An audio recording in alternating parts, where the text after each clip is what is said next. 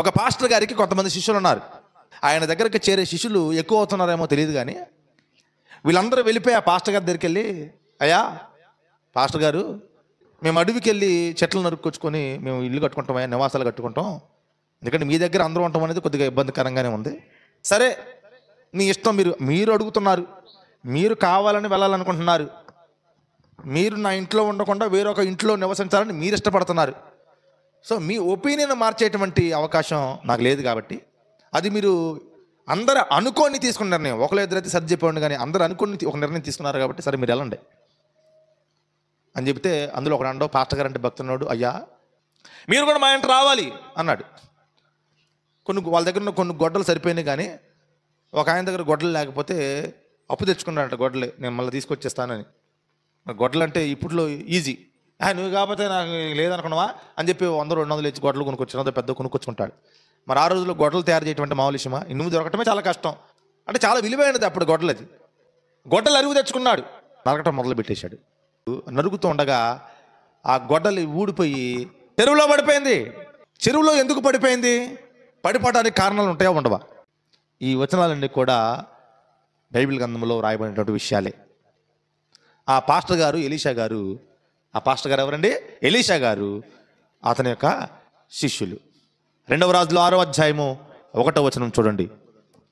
అంతటా ప్రవక్తల శిష్యులు ఎలీషా యొద్దకు వచ్చి, ఇదిగో నీ యొద్ద మాకున్న స్థలము ఇరుకుగానున్నది. 2 చేతుల పైకి లేపి స్తోత్రం చెప్పండి. ఈ గొడ్డలే ఏంటో తెలుసా? నీ యొక్క ఆత్మీయ జీవితం. స్తోత్రం చెప్పండి గట్టిగా. ఆ కర్ర నీవే. నీలో ఆత్మీయ జీవితం ఉంటేనే, ఆత్మానుసారంగా ప్రవర్తిస్తేనే, వాక్యానుసారంగా జీవిస్తేనే దూలం ఏంటి, పెద్ద పెద్ద వృక్షాలను కూడా నరకగలం. మన ఆత్మీయ జీవితం సరిగ్గా ఉంటే అసాధ్యం అనేది ఉండదు ఇక నీ జీవితంలో. ఆత్మీయ జీవితం సరిగ్గా ఉంటే ఆ దూలాన్ని నరికిన ఆ గొడ్డలు ఎందుకు ఉంటుందంటే, మొట్టమొదటి కారణం ఆ గొడ్డలకి పదును లేదు. ఒక ఇద్దరు కలిసి చెట్లు నరకడానికి అడవికి వెళ్ళారట. ఉదయం నుంచి మధ్యాహ్నం లోపు, అంటే భోజనం టైం కల్లా ఒకడేమో 10 చెట్లు నరికితే ఒకడేమో 4 చెట్లే నరికిందట. మళ్ళీ భోజనం అయిపోయింది, మళ్ళీ సాయంత్రం కల్లా వెళ్తే ఆయనేమో 6 చెట్లు నరికితే ఈయనేమో మరి 2 చెట్లే నరికారట. అంటే సాయంత్రం లోపు వాడు 16 చెట్లు నరికితే వీడు 6 చెట్లే నరికాడు.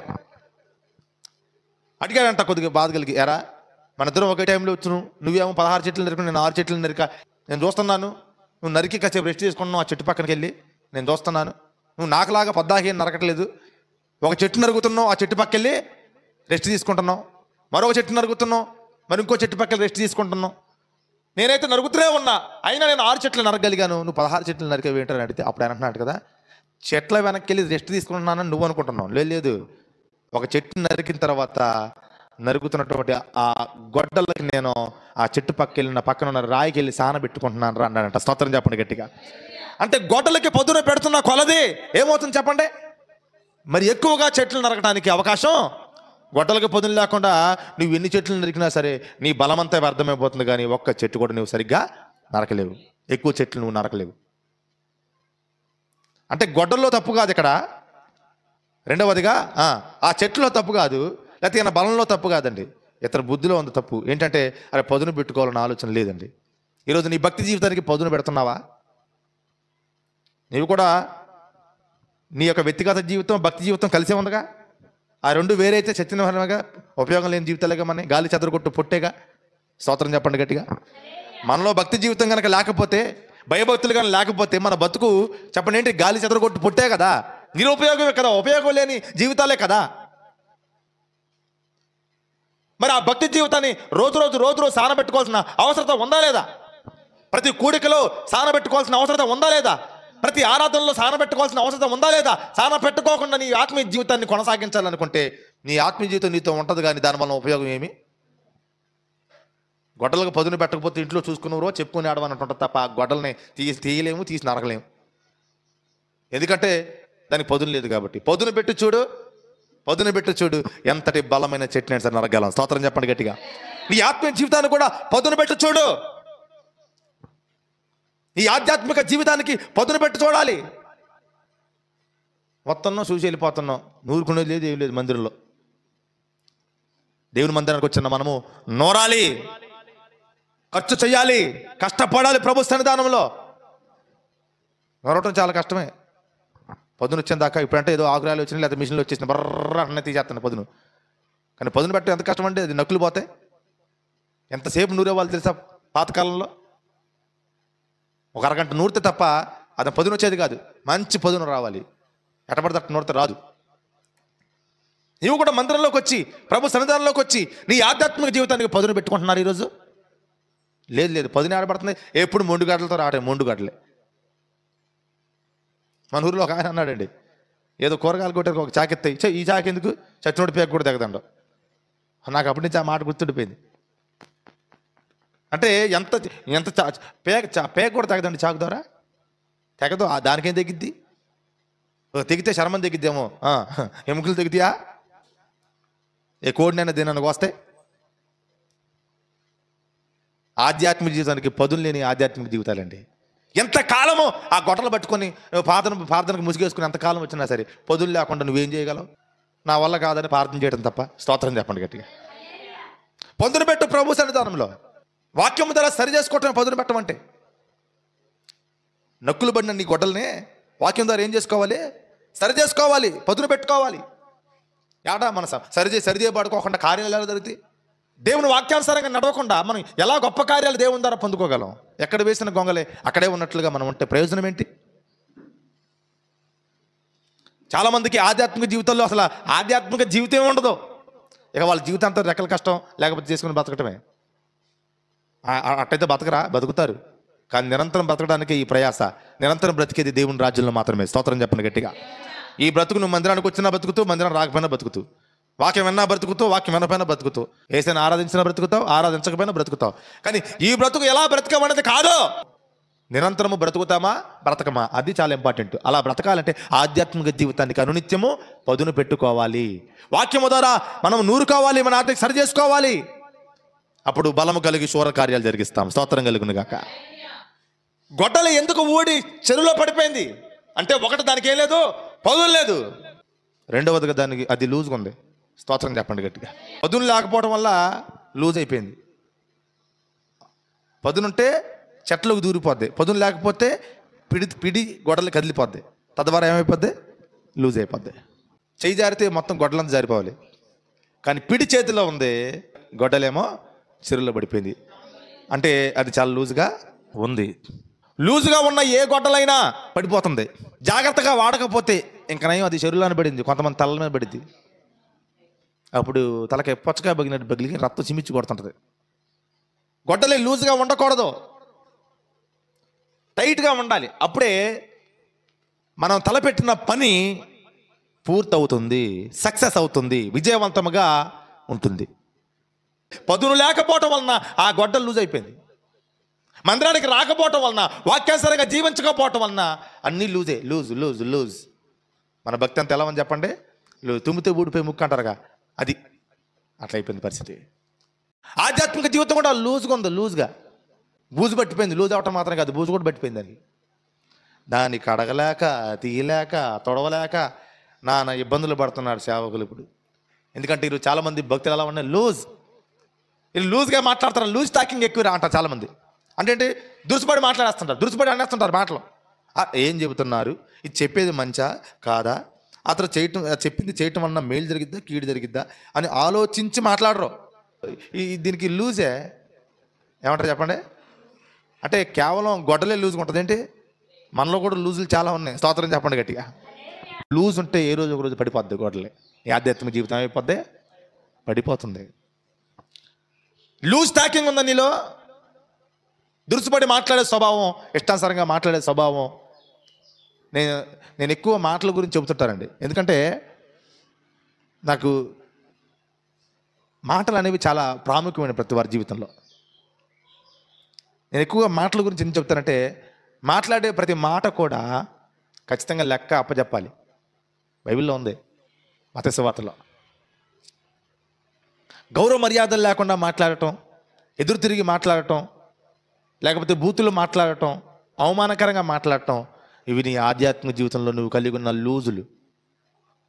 నష్టపోవడానికి దగ్గరగా ఉన్నావు, పడిపోవడానికి దగ్గరగా ఉన్నావు, పాడైపోవడానికి దగ్గరగా ఉన్నావు. లూజ్ ఉంది కాబట్టి గొడవలు పడిపోయింది. నీలో ఏ లూజ్ ఉందో ఈరోజు సరి చేసుకోవాలి. ఎందుకంటే ఆధ్యాత్మిక జీవితానికి లూజ్ టాకింగ్ ఉండకూడదు, బ్రెయిన్ కూడా లూజు అవ్వకూడదు. ఎందుకంటే దీనికి దాని సంబంధం ఏంటి? బాగానే ఉన్నారు, మీరు అన్ని కలిపి చెప్తున్నారు అనుకుంటున్నారు కదా. యాకోబు పత్రిక 1:26 చూడండి. ఎవడైనా నోటికి కళ్ళెము పెట్టుకొనక తన హృదయమును మోసపరుచుకొనుచు భక్తి గలవాడనని అనుకున్న ఎడల వాని భక్తి వేస్ట్. నేను ఇంగ్లీష్ మీడియం అండి, వ్యర్థం అంటే అర్థం కాదు మనకి. కొన్ని పదాలు ఇంగ్లీష్లో మాట్లాడితేనే బాగా అర్థమవుతుంది. వేస్ట్. ఎవడైనా నోటికి కళ్ళెం పెట్టుకోకుండా, ఎవడైనా, ఇది కొద్దిగా పచ్చిగా ఉంది కదా, ఎవడైనా అన్నమాట. అదే ఆడవాళ్ళకి ఉపయోగిస్తే ఎవతైనా అంటే ఇది అనేవాళ్ళు తగిలిద్ది, అన్నవాళ్ళు తగలదు. మిమ్మల్ని అయ్యగారు ఎట్లా అంటున్నారు, బూజులేం కాదు. ఏ ఆడదైనా ఏ మగోడైనా లూజ్ టాకింగ్ మాట్లాడుకుంటేనే ఆ భక్తికి అర్థం, లేకపోతే వ్యర్థం. ఆ భక్తి వ్యర్థం. కానీ దేవుని పిల్లలమా, సాతాను పిల్లలమా మనం? మరి ఎలా ఉండాలి చెప్పండి? నీ భక్తి అర్థవంతంగా ఉండాలంటే లూజ్ టాకింగ్ ఆపుకోవాలి. కోపంలో ఉన్నప్పుడు మీరు కూడా మీ కుటుంబాల్లో లూజ్ టాకింగ్ చేస్తున్నారేమో. లూజ్ టాకింగ్ ఎవరు చేస్తారో తెలుసా అండి? మాట్లాడటం చేతకాని వాళ్ళు. అంటే ఆ విషయాన్ని గురించి చర్చించటం చేతకాని వాళ్ళు ఏం చేస్తారంటే అనేస్తుంటారు. ఆ విషయం గురించి ఆలోచించి మాట్లాడేవారు మాటలు వదలరు, ఆ లూజ్గా మాట్లాడరు. ఖచ్చితంగా ఆధ్యాత్మిక జీవితంలో ప్రాముఖ్యమైన విషయాల్లో నోటి మాట అనేది చాలా ఇంపార్టెంట్. ఎందుకు తెలుసా? జీవ మరణములు నాలుక వశం. కొంతమంది నోట్లో నోరు పెట్టలేం అంటే వాళ్ళ మీద ఊసినా కానీ ఆ ఉమ్ము పెద్దాం. ఈ ఆధ్యాత్మిక జీవితం లూజ్గా ఉందేమో, నీ మాటలు లూజ్గా ఉన్నాయేమో, నీ చూపులు కూడా లూజ్గా ఉంటాయి. కొంతమందికి ఏది చూస్తే అది పడిపోతుంటారు, ఎవరిని చూస్తే వాళ్ళకి పడిపోతుంటారు లూజ్. ఈరోజు యవనస్తులు చూడండి, మనం ఎవరైనా అబ్బాయి అలా కాసేపు చూసాడంటే చాలు దాన్ని పడిపోతున్నారు. నన్ను మోసం చేసినా మళ్ళీ రోడ్డుకి ఎక్కడం. నీ కన్నులు లూజ్గా ఉండకుండా ఉంటే నువ్వు ఎవరి చేతిలో మోసపోతావు? చెప్పండి. కన్నులు కట్టకుండా అనుకోండి, ఎవడిని మోసం చేస్తాడు?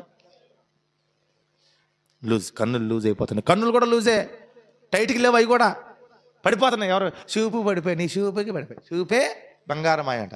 అబ్బా, ఆ మాటకి కూడా పడిపోతారు. నీ చూపులు సరిగా ఉండాలండి, ఆ చూపులు లూజ్గా ఉండకూడదు. ఆధ్యాత్మిక జీవితం పడిపోద్ది, చూపుల వల్ల పడిపోదా? మహిమ జీవితం కేవలం ఆ పండును చూడటం వల్ల పోయింది. ముందు చూసింది కాబట్టి తీసింది కాబట్టి తింది కాబట్టి పోయింది. ఎవరావా అవ్వ. కొంతమంది అబ్బాయిలు కూడా అంతే, ఏ అమ్మాయిని చూస్తే అమ్మాయి కరువా కాలం అన్నట్టు ఈ బోతుకుల మీద ఉమ్ముయా. ఏమండి బాగా విర్రవీగుతున్నారండి ఈరోజు యవనస్తులు కూడా అండి. చూపుల గురించి మాట్లాడుతున్నా. భార్య ఉంటుంది అయినా ఇంకొక అమ్మాయిని కలిసి చూస్తుంటాడు, సిగ్గులేని జన్మ. భర్త ఉంటాడు అయినా సరే ఇంకొక ఒకటి వైపు చూసిద్ది, సిగ్గులేని బతుకు. భర్త ఉంటాడండి కానీ విచిత్రం చెప్పమంటారా? ఈ భర్త ఉన్న అమ్మాయి అయినా భార్య ఉన్న అబ్బాయి అయినా వీళ్ళు కేవలం పెళ్ళైన వాళ్ళు మాత్రం కాదు, పెళ్లి కాని వాళ్ళని అంత మాత్రమే కాదు, వయసులో పెద్దవాళ్ళని అంత మాత్రం కాదు, వారికంటే చిన్నవాళ్ళతో కూడా ఏం చేస్తున్నారు చెప్పండి? లూజ్. నీ కళ్ళు చూపు లూజ్ అవటం వలన తెలియట్లే, వాయి వరస లేదు, అదుపు లేదు, భయము భక్తి లేదు. నీ లూజ్ లుకింగ్తో, ఇందాక లూజ్ టాకింగ్, నీ లూజ్ లుకింగ్తో నీ ఆధ్యాత్మిక జీవితాన్ని పాడు చేసుకుంటున్నావు. చచ్చిపోతావు ఒకరోజు, గుర్తుపెట్టుకో. నరకంలో నిరంతరం కాలిపోతావు. ఈరోజు సరి చేసుకోకపోతే నీ జీవితం ఒకవేళ ఉంటే అలాంటి స్వభావం, లూజ్ లుకింగ్ ఉందేమో ఒకవేళ, ఇక మా గురించి కాదులే, నువ్వు నా దగ్గర నటిస్తే దేవునికి స్తోత్రం. దేవుని దగ్గర నటించగలవా? నీ లూజ్ లుకింగ్ నేను నాశనం చేయబోతుంది, హెచ్చరిక ఇది. లూజ్ టాకింగ్ ఉంటే నాశనం అవ్వబోతున్నావు, లూజ్ లుకింగ్ ఉంటే కూడా నాశనం అవ్వబోతున్నావు. శాపం కాదు, ప్రమాద హెచ్చరికలు ఉంటాయి కదా. అదిగో మీరు ఇంకా ముంపు ప్రాంతాల్లో ఉంటే మీకు ఇల్లు మీరు మునిగిపోవటం తప్పదు. అదిగో జాగ్రత్త పడండి, హెచ్చరిక ఇది. అలాంటి హెచ్చరికే. మూడవదిగా లూజ్ థింకింగ్స్, పనికిమాలిన ఆలోచనలో, ప్రయోజనం లేని ఆలోచనలో. చాలామంది కూర్చొని గాల్లో మెడలు కడుతుంటారు. అసలు ముందు లూజ్ అని తీసేసుకుంటే నువ్వేం థింక్ చేస్తే దేవుడు దాన్ని స్థిరపరుస్తాడు. స్తోత్రం కలుగును గాక. అసలు మనం అన్ని లూజు పెట్టుకొని నేను అన్నిటిని జయించాలంటే నువ్వు చిన్న చెట్టు కొమ్మ కూడా నరకలేవు. ఇక నువ్వు మ్రాన్లు నరుకుతూ ఇంకా ఎక్కలేని కొందరికి ఎట్టెక్కుతూ ఇంకా ఎత్తైన స్థలముల్లో నువ్వు ఎలా ఉండగలవు? చెడు ఆలోచనలు మానుకోవాలి, చెడు తలంపులు మానుకోవాలి, చెడు ఉద్దేశాలు మానుకోవాలి. దీనివల్ల కూడా ఆధ్యాత్మిక జీవితం పడిపోయే అవకాశం ఉంటుంది. అందుకే దేవుడు అంటున్నాడు కదా, లూజ్ థింకింగ్ ఉందా నాన్న రండి, నేను నీకు చక్కటి ఆలోచన చెప్పేదని అంటున్నాడు దేవుడు. స్తోత్రం కలుగును గాక. గొడ్డలి పిడి దగ్గర లూజ్గా ఉంది కాబట్టి గొడ్డలు ఊడి చెరులో పడిపోయింది. నువ్వు చెరులో పడి చావనన్నా సావేట్రా అంటారు. ఎందుకని? మొత్తం లూజ్ టాకింగ్, చెప్పండి, loose looking, loose thinking, loose walking కూడా, నడక కూడా లూజ్గా ఉందండి ఈరోజు. నడక కూడా ఎలా ఉంది? దేవుని ఆధ్యాత్మిక విషయంలో నడక ఎలా ఉంది? నీ నడక ఎలా ఉంది? దేవుని వైపు చూచే విధంగా ఉందా? మనుషుల వైపు చూచే విధంగా ఉందా? పాపం కొరకు పరిగెత్తే విధంగా ఉందా? పరిశుద్ధత కొరకు పరిగెత్తే విధంగా ఉందా? దేవుని పని చేయడానికి ఉందా? నీ పనులు నువ్వు చేసుకోవడానికి ఉందా నీ నడక? ఏది? లూజ్ వాకింగ్ కలిగి ఉన్నారు కాబట్టి ఇలాంటి ప్రవర్తన. అదే నీ వాక్ ప్రభు వైపు నడిస్తే లూజ్ ఏమైపోద్ది? టైట్ అయిపోద్ది.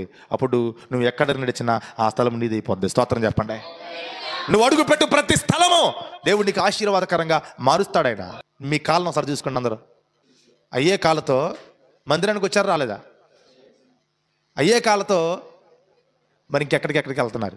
ఎందుకు చూడమంటున్నానంటే, ఒకవేళ నువ్వు పాపం చేసే ప్రాంతానికి దేవునికి ఆ బాధ కలిగించేటువంటి పనులు చేయడానికి నీ పాదాలు పరిగెత్తినాయి అనుకోండి, అక్కడికి వెళ్ళినప్పుడు నీ కాళ్ళు చూసుకుంటే నేను చెప్పిన మాట గుర్తు రావాలి, మీకు దేవుని వాక్యం గుర్తుకు రావాలి. ఇది లూజ్ వాకింగ్. నీ పాదాలు ఎక్కడికి వెళ్తున్నాయి? నీ పాదాలు చూసినప్పుడు దేవుడు నిన్ను ముక్కు మీద గుద్దినట్టు, ముఖం మీద గుద్దినట్టు, క్షమించాలండి, నీ ముఖం మీద ఊసినట్టు తెలియాలి నీకు. ఈ పాదాలతో దేవుని మందిరికి వెళ్ళాను నేను, ఈ పాదాలతో సినిమాకి వెళ్ళటం ఏంటి?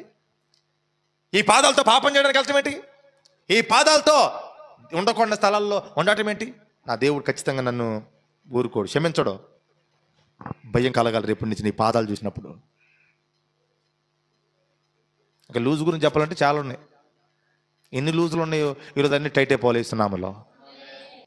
ఆధ్యాత్మిక జీవితం లూజ్గా ఉంటుంది.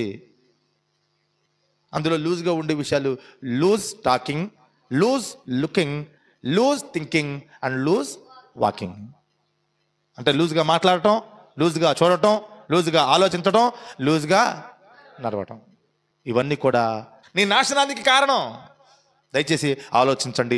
లూజ్ ఉంది కాబట్టి ఆ గొడ్డలు ఊడి చెరువులో పడిపోయింది, కష్టాల్లో పడిపోయింది. ఆధ్యాత్మిక జీవితం, నీ జీవితం ఎక్కడ పడిపోయింది? కష్టాల్లో పడిపోయింది, బాధల్లో పడిపోయింది, రోగాల్లో పడిపోయింది, సమస్యల్లో పడిపోయింది, అనేకమైన ఇబ్బందుల వలయాల్లో చిక్కుకుపోయింది. ఇక ఆధ్యాత్మిక జీవితాన్ని, ఇక ఆ శారీరకమైన జీవితాన్ని రక్షించేవారు లేరు. అదిగో నాకు అరువిచ్చినోడు ఉండో, వాడికి నేను ఇలా డబ్బులు లేక అరువు తెచ్చుకున్నా, కొనుక్కోలేక అరువు తెచ్చుకున్నాను. మనం ఇప్పుడు కొనుక్కోలేక అరువు తెచ్చుకున్నప్పుడు ఏమండి, ఇప్పుడు అరువు డబ్బులు ఇవ్వాలి, రెండవదిగా ఆ గొడ్డల డబ్బులు కూడా ఇవ్వాలి. నేను అది చెరువులో పడిపోయింది, ఎక్కడ ఉందో ఎవరికి తెలుసు? బాధపడుతున్నాడు ఆ యవనస్తుడు, ఆ శిష్యుడు బాధపడుతున్నాడు. అయ్యో ఈ చెరువులో పడిపోయింది నా గొడ్డల, నా పరిస్థితి ఏంటి? నీవు కూడా అనేక కష్టాల్లో పడిపోతున్నాను, ఇబ్బందుల్లో పడిపోతున్నాను, ఇంట్లో సమస్యల్లో పడిపోయాను, ఇంట్లో బాధల్లో పడిపోయాను. ఇక నేను తిరిగి లేపగలిగిన వారు ఎవరో? నా అవసరాలు తీర్చగలిగిన వారు ఎవరో? నా ఇబ్బందులు పోగొట్టగలిగిన వారు ఎవరో? నా కష్టాలను తీసివేయగలిగిన వారు ఎవరో అని బాధపడుతున్నావేమో. నాన్న ఎంతకాలం బాధపడుకుంటూ కూర్చుంటారు? అక్కడ పడిపోగానే ఇన్ఫర్మేషన్ ఎక్కడికి వెళ్ళింది? స్తోత్రం చెప్పు గట్టిగా. ఎప్పుడు చూసినా మనం బాధపడటమే అయిన తర్వాత ఎవరో నేను ఎంతో ఇబ్బందులు పడ్డా. నీ గొడ్డల చెరువులో పడితే ఇన్ఫర్మేషన్ మొట్టమొదటిగా వెళ్ళాల్సింది సేవకుడికి. అప్పుడు దేవుని ద్వారా నీ జీవితంలో కార్యాలు చేస్తాడు దేవుడు. సేవకుడుగా కార్యాలు చేసేది ఎవరు చేస్తాడు చెప్పండి? సేవకుడు నీ జీవితంలో కార్యం జరగటానికి ప్రార్థన చేస్తాడు. అది ఒకవేళ దేవుని చిత్తమైతే దేవుడు నీ జీవితంలో అద్భుతం చేస్తాడు. స్తోత్రం చెప్పండి గట్టిగా.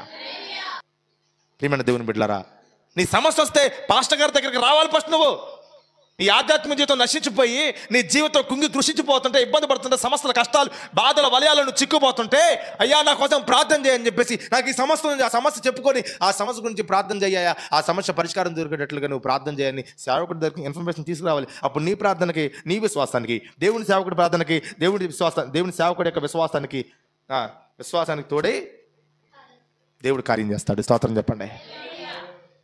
నేను చెప్తున్నాను ఏంటంటే, కొన్ని కార్యాలు వెంటనే జరుగుతాయి, కొన్ని కార్యాలు లేటుగా జరుగుతాయి. వారి యొక్క ప్రవర్తన, కొంతమంది ప్రవర్తన మార్చుకున్న తర్వాత జరిగిస్తాడు. వీళ్ళు కార్యం పొందుకున్న తర్వాత కృతజ్ఞత కలిగి ఉంటారు అని ఎవరినైతే అనుకుంటాడో వారి జీవితంలో వెంటనే చేస్తాడు. వీళ్ళు కార్యం చేసిన వెంటనే కృతజ్ఞత కలిగి ఉంటారో, వీళ్ళు ముందు నాలో ఎదిగిన తర్వాత కార్యం చేస్తా, అప్పుడు నాలో స్థిరపడతారని ఎవరైతే అనుకుంటారో వారి జీవితంలో లేటుగా కార్యం చేస్తాడు. ఆయన కార్యం చేయాలంటే నీ అనుమానం, నీ పరీక్షల వలన చేయడో తన చిత్తమును బట్టి చేస్తాడు. స్తోత్రం చెప్పండి.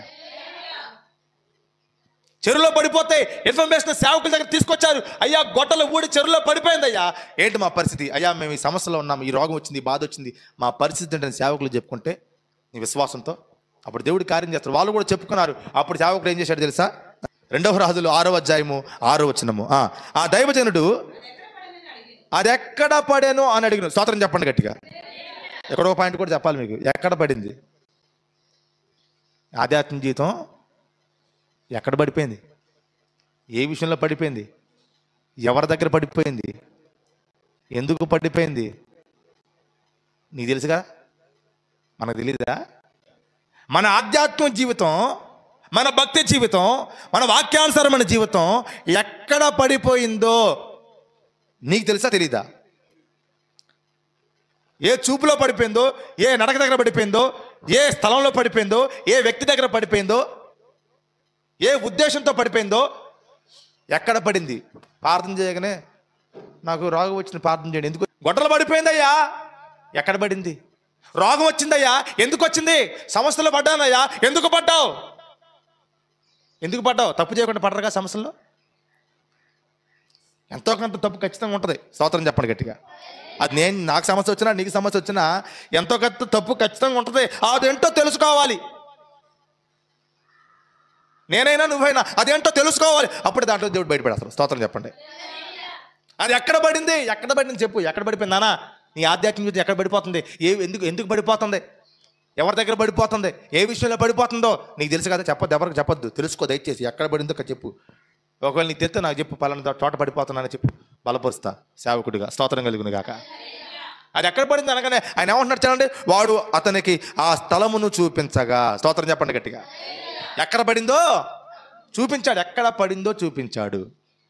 అప్పుడు పరిష్కారం ఆలోచిస్తున్నాడు సేవకుడు. ఏం చేయాలి ప్రభు అని ప్రార్థన చేసినావు అది మొత్తానికి దేవుని ఆత్మ ప్రేరేపణ చేత పక్కనే ఉన్న ఒక కొమ్మ తీసి చదవండి. అతడు కొమ్మ ఒకటి నరికి నేలల్లో వేయగా గొడ్డలి తేలిను. గట్టిగా స్తోత్రం చెప్పండి. గొడ్డలి తేలిపోయింది. స్తోత్రం చెప్పండి గట్టిగా. అద్భుతం అండి, ఆశ్చర్య కార్యం. ఎట్ట తెలియదంటే నేల మీద పేదరుగా నడిచిండు. ఎట్ట నడిచిండు? స్తోత్రం చెప్పండి గట్టిగా.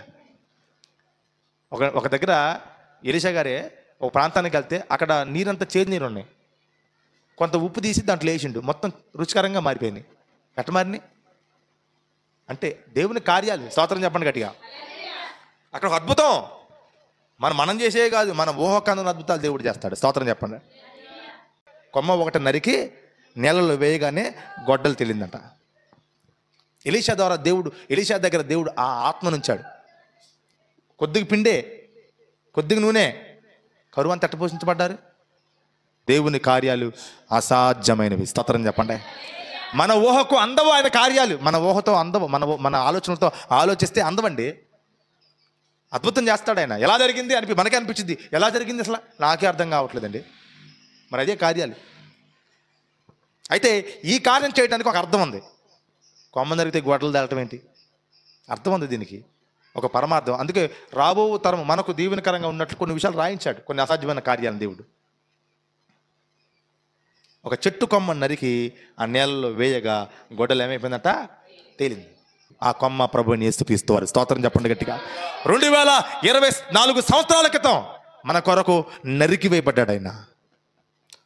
మన కొరకు నరకబడ్డాడు ఆయన. మన కొరకు కొట్టబడ్డాడు. మన కొరకు ఎన్నో అవమానాలు పొందాడు. మన కొరకు సిలువలో యాగమైపోయాడు, త్యాగమైపోయాడు. మన కొరకు మరణించాడు ఆయన.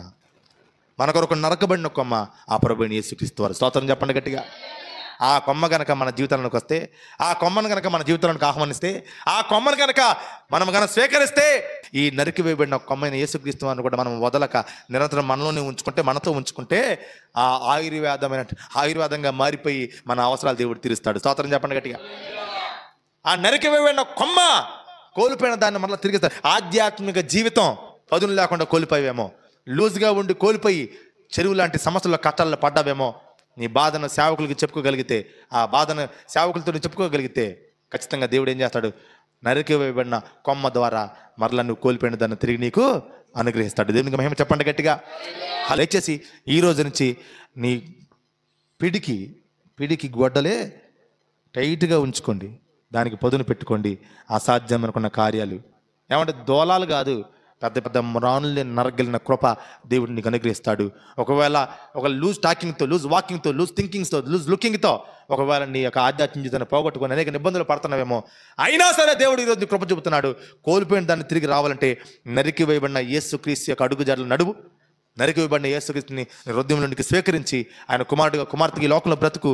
కోల్పోయిన ప్రతి దానిని దేవుడు తిరిగిస్తాడు. నీ అవసరాలను దేవుడు తీరుస్తాడు. అటువంటి గొప్ప కృప దేవుడు నీకు అనుగ్రహించును గాక. ఆమేన్.